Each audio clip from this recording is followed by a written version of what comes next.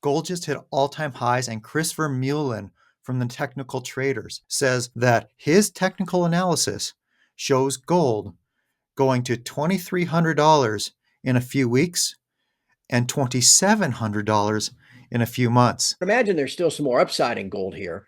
Yeah. But when you look at the chart, what do you see?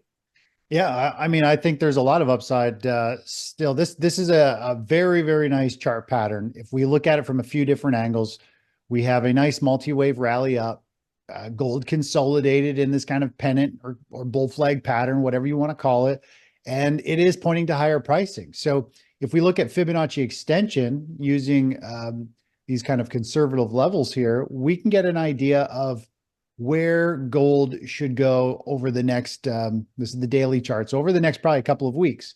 We are coming up to this 618.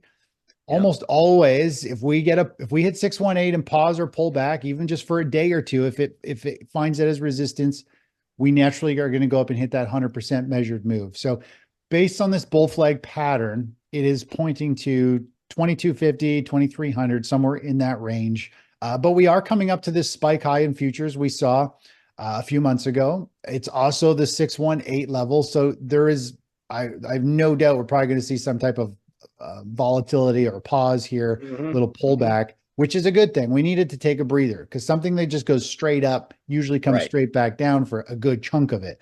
So a little pause will be very good, but I do see it going up to, 2250, 2300 just based on this smaller chart pattern. So he's using a lot of technical analysis jargon here, but he mentions this 618 number.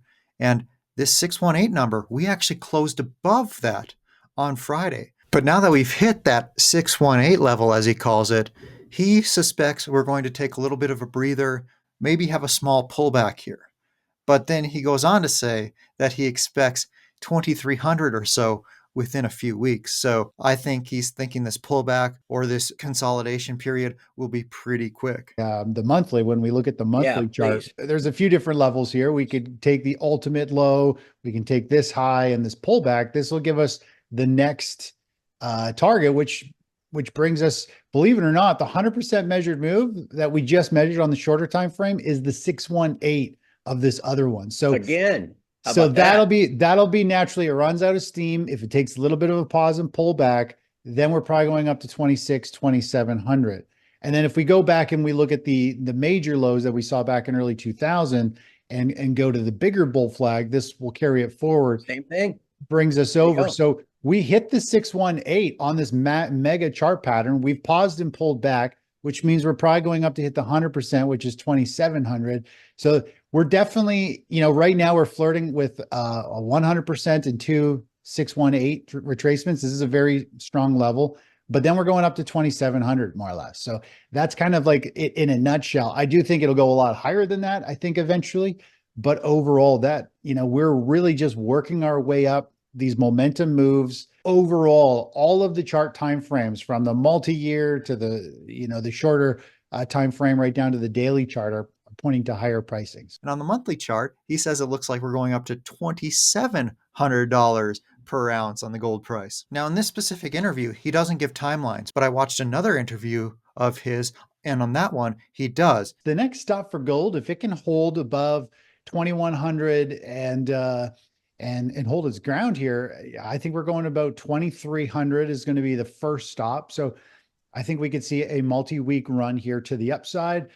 Looking at the bigger picture, stepping back actually shows gold running all the way potentially to 2,700. And this could happen in the window going maybe into May. What Chris Vermeulen is saying is pretty exciting, considering we could go up to $2,700 per ounce within a few months. If that happens, the price of these gold stocks are going to go crazy. But with that said, now let's look at another interview with David Erfly, and he gives us reasons that we shouldn't be too excited here, because he says there's signs that this rally isn't sustainable and that we're going to have a pullback here. Look, gold's at 2,200. It continues to move higher. It's a strong gold market. It's a strong market for a lot of things, but share price wise, there's so much room to do on the upside. Yeah, we just don't see the retail buying coming in just yet. A lot of this is short covering. and the volume is decreasing as GDX and GDXJ are going higher. I don't like to see that. So that just tells me that you're not seeing investor buying really start to come into the sector just yet. I think a lot of this is short covering. So he mentions GDX and GDXJ, the senior and junior gold ETFs, going higher on decreasing volume, and how that's a sign that it's short covering and investors aren't coming in yet. So he thinks that that means this won't continue. But at the same time, Chris Vermeulen said that as we hit the level that we're at now, we should expect to go sideways here for a while and maybe have a small correction. So that may make sense with the decreasing volume at the same time. I have this problem where I really struggle to hit the buy button on stocks after the price has gone up. I have to be buying when the price is going down or when the price is at its lows. I just can't do it for some reason when the price is going up. I personally like to get in early, but then again, I'm not a trader. I'm looking for value. And I've been doing analysis on various quality gold companies, and I cannot believe how cheap they are right now. So even if we are due for a pullback, from my own perspective, things are cheap enough now, and I want to get in. And if it goes lower, great. I already did the analysis. I already have an idea of what it's worth. So if it goes lower, sure, I'll happily buy more at a lower price. But it is kind of weird that gold is hitting all-time highs at the same time that a lot of these quality stocks are near their lows or near their multi-year lows. So that's telling me that it's a really, really great opportunity to pick those up. But at the same time, historically, miners typically lead the gold price. But here, it's the opposite. Well, if the miners are going to go up, it's the opposite, because the gold price has been leading. So that may be a sign that this bull run is not sustainable. Because historically, during that gold bull run, the miners have started to move first. Yeah, I mean, we got to take a step back here and take a look at the historical reverence of what is about to take place in the gold price here. This is a historic breakout, and it's coming from a huge cup and handle pattern. It's 13 years, and there's even a cup and handle inside the cup and handle. So I think the cup and handle inside the cup and handle is the target is like 2350, and the initial target for the cup and handle breakout is 2500. But the long-term target is between, I think, $3,300 and $4,000 just for starters. I mean, the last time the gold price broke out of a 13-year cup and handle pattern was right below 500. And once it cleared 500 on a monthly basis close, the gold price went up 360% in 6 years. So this is what we need to take a step back and look at the perspective on. And if you take a step back even further and look at how undervalued the gold stocks are in relation to the gold price, that mean reversion is going to be huge. And David goes on to talk about how it looks like we're breaking out of a cup and handle pattern and that our upside is significantly higher from here. So clearly, he isn't bearish, at least not in the longer term. He's just bearish in the short term, or cautious in the short term, it sounds like. I wouldn't chase anything just yet. You don't need to. You can wait for the pullback to, have your watch list ready and wait for the pullback. David is suggesting that in the short term, don't chase these stocks, wait for a pullback, because in his experience, it never ends well when he's trying to chase stocks. I really like to buy on cyclical lows when we see dips in the stock price. And over the years, that has served me pretty well when I've done that. But I've been reading all of the Market Wizards book where Jack Schwager interviews all these super successful traders. And something that a huge number of them have in common, they say that when something hits an all-time high, it's usually a good time to buy, because you have that momentum, and the momentum usually doesn't stop when you hit the all-time high. That is something that has gotten me thinking, maybe I shouldn't be so strict on myself, always buying at those cyclical lows, and maybe it's okay sometime to try to catch that momentum.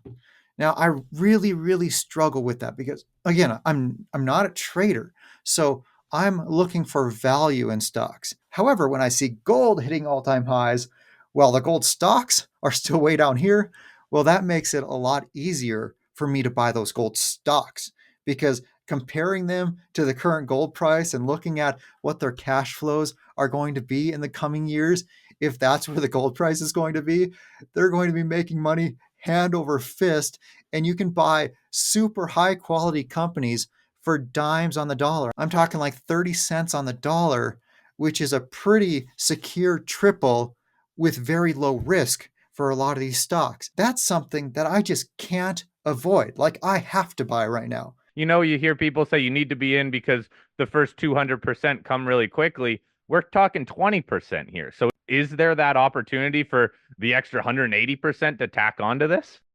Oh, I believe so. Yes, and I've been saying that for quite some time. Yeah, because I've been watching that HUI to gold ratio like a hawk, and as soon as it tested the 2016 low at 0.09 and change, I mean that was a screaming buy as far as getting into the best stocks. If you haven't completed your positions, those are the best time to complete them. And now, if you're waiting on the sidelines and you're waiting to get into some of these high flyers, I mean, you obviously want to wait for them to come back a little bit because it looks to me like there's probably going to be a correction here because we really haven't had one since the move started last Friday. But I mean, anything could happen in this sector, right? And it usually does. So I just don't like to chase stocks. I've never, it's never been a good result if I've chased stocks. So, I mean, it's always best to just wait for some weakness. But, I mean, there's plenty of them to choose from that haven't really moved up that much. So, getting in, like I said, and like you said, the risk is now firmly to the upside as far as I'm concerned, but we still haven't got that technical close above 2100 on a monthly basis. So I'll feel a lot more comfortable, you know, advising people to maybe chase some stocks that you haven't got into that look like they have a lot more upside once that happens. David mentions that he'd feel a lot more comfortable recommending these stocks after we see a monthly close above 2100. Now, we've actually seen two record high weekly closes in a row, so that's something that I think is really good. But even though he's cautious in the short term, he still says that the risk is clearly to the upside, not to the downside. But it sounds like he's cautiously waiting for a little bit of a pullback, even though he is still wildly bullish. Now, honestly, listening to most of what David is saying, although he's saying to wait until we see a bit of a pullback, he sees these going much, much higher. And what if we don't get that pullback? Now, I like to buy on pullbacks too, don't get me wrong. But we just hit all-time highs. It's breaking out. Technical analysis says it's breaking out. All while the stocks are wildly undervalued. It's not like the stocks are hitting all-time highs, not even close. Now, if that were the case, yeah, I'd want to see a pullback too. But I'm buying here, even though, sure, we may see a pullback. In fact, we probably will see pullbacks because nothing goes up in a straight line. It always goes up and then goes down a little bit and then goes up again, right? That's how it almost always works. Now, I can't tell you what to do, and this isn't investment advice. This is just what I'm thinking for my own investments.